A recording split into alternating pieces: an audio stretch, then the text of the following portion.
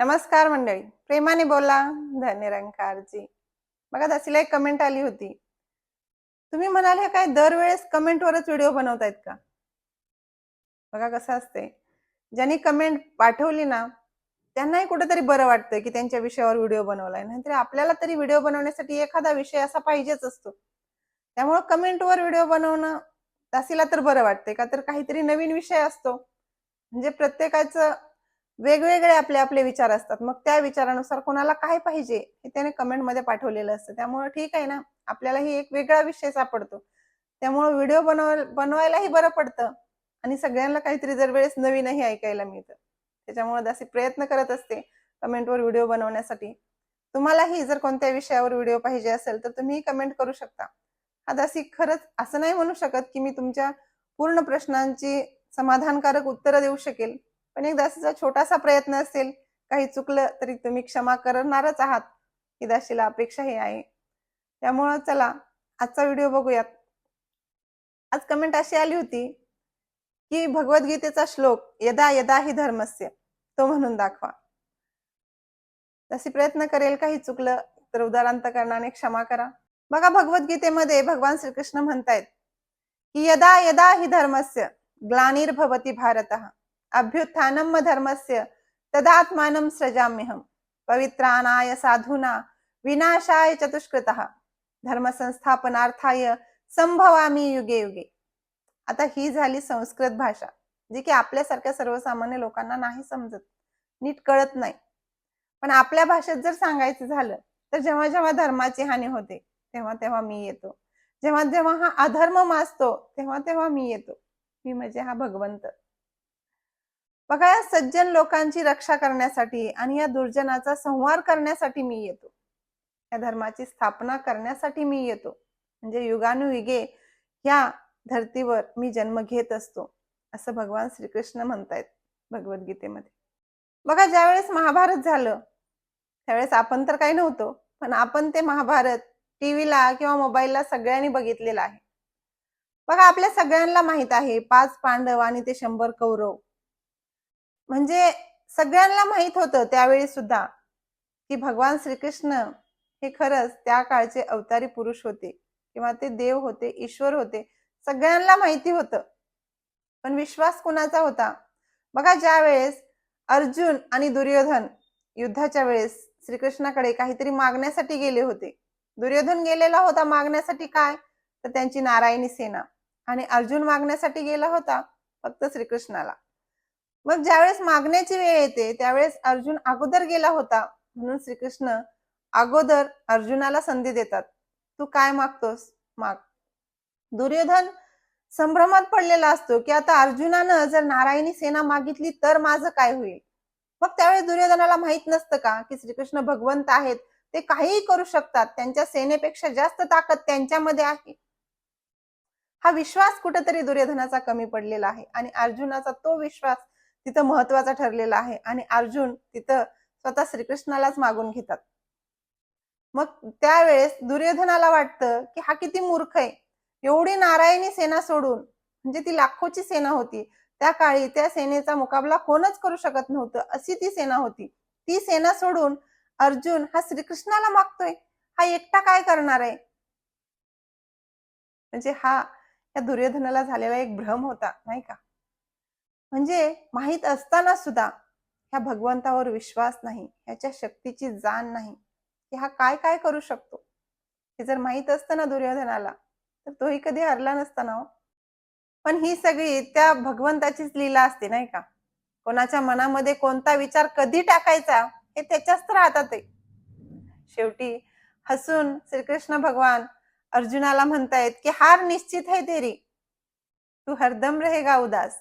अरे माखन तो दुर्योधन ले गया, अब सिर्फ छाछ बचती है तेरे पास. त्यावेळेस अर्जुन सुद्धा हसून श्रीकृष्णाला उत्तर देतो, हे प्रभु जीत निश्चित है मेरी, दास कभी हो नहीं सकता उदास. जीत निश्चित है मेरी, दास कभी हो नहीं सकता उदास. उस माखन का क्या करूं मैं जब माखन चोर है मेरे पास. दासीला सांगायचं एवढंच की फक्त आणि फक्त विश्वास महत्वाचा आहे की तू भगवंत आहेस ना, तू काहीही करू शकतोस. मला फक्त तू पाहिजेस. हे जेव्हा प्रत्येकाला कळेल ना, तेव्हा खरंच कोणाचीच हार होणार नाही हो. त्या दुर्योधनाची सुद्धा झाली नसती. पण त्याला कळालं नाही की मी नेमकं कुणाला मागू. तो मोहमायेमध्ये गुरफटून गेला आणि अर्जुनाने मात्र फक्त ईश्वराला मागितलं. मग काय झालं? सगळ्याला माहित आहे काय झालं. मग आज आपल्याला सुद्धा नेमकं तेच करायचंय. निरंकारी राजपिताजी एका विचारामधून सांगत होते की आपण नेमकं स्वतःला दास बनवून घेतोय, झुकतोय, धनिरंकार घालतोय, प्रेमाने बोला म्हणतोय. हे सगळे जे अलंकार आपण दाखवण्यासाठी करतोय ना, ते खरंच माझ्यामध्ये आहेत का, ते अगोदर पडताळून बघण्याची गरज आहे. नाहीतर मनातून समर्पणाची जर भक्ती नसेल, ही जी नुसतं वरून वरून आपण स्वतःला भक्त, दास मोठ्या मोठ्या शब्दांनी जे नवाजून घेतोय ना, ते असं तर होत नाही की मेलेल्या मड्याला कितीही सोनं नाणं घातलं तरी त्याचा त्याला काही उपयोग आहे का हो? मग आपल्याही अंतर्मनामध्ये जर ती भक्ती नसेल, तो समर्पण भाव नसेल, की आम्ही नुसतं बोलून दाखवण्यापुरते आहोत, आम्ही नुसतं बोलके पोपट तर झालो नाही, हे प्रत्येकानं स्वतःची स्वतःला पडताळून बघायचे. दुसऱ्याला बघायचं नाही, फक्त स्वतःला बघायचं. आणि जेव्हा मी स्वतःत बघेल ना, जेव्हा माझे अवगुण मला दिसतील ना, तेव्हा मात्र मी नक्कीच सुधारणार आहे. माताजी एके ठिकाणी म्हणतायत, सत्संग हा आरसा आहे. सत्संग हा आरसा आहे.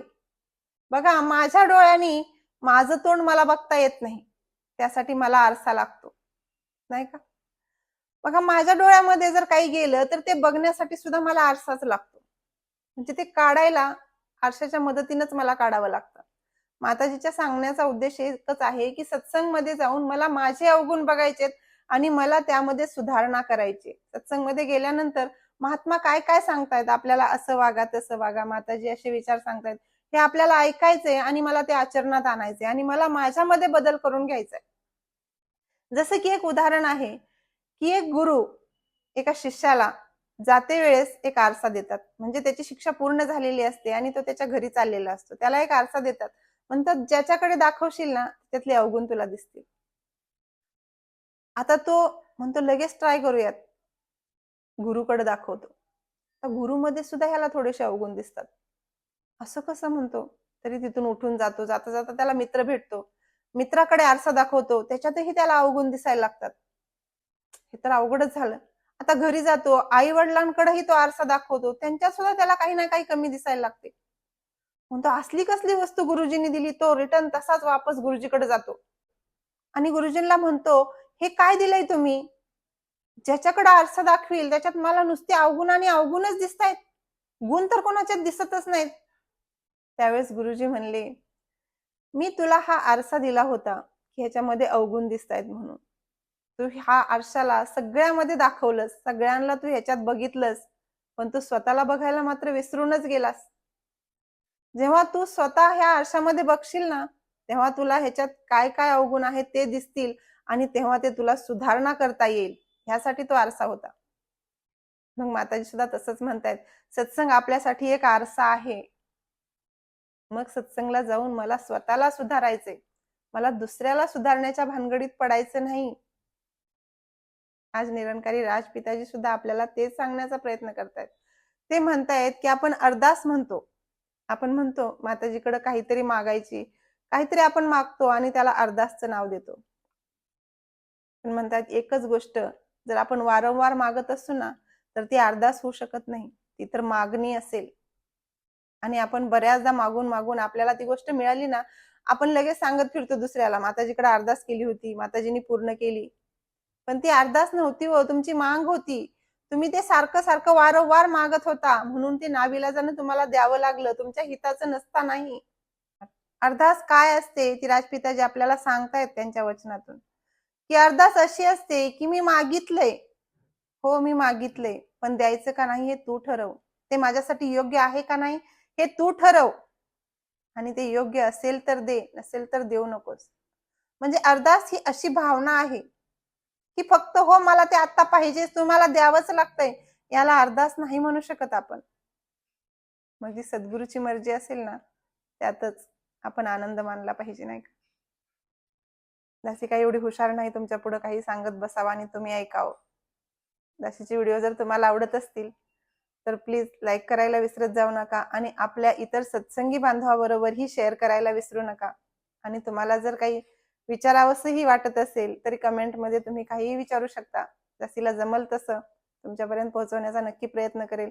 दासीकडून जर काही चुकाही होत असतील तरी तुम्ही सांगू शकता, तर त्या चुकातून दासी नक्की पुन्हा सुधारणा करेल. अधिक काही शब्दाचा सहारा नाही घेता दासी इथंच थांबेन. प्रेमाने बोला. धन निरंकारची.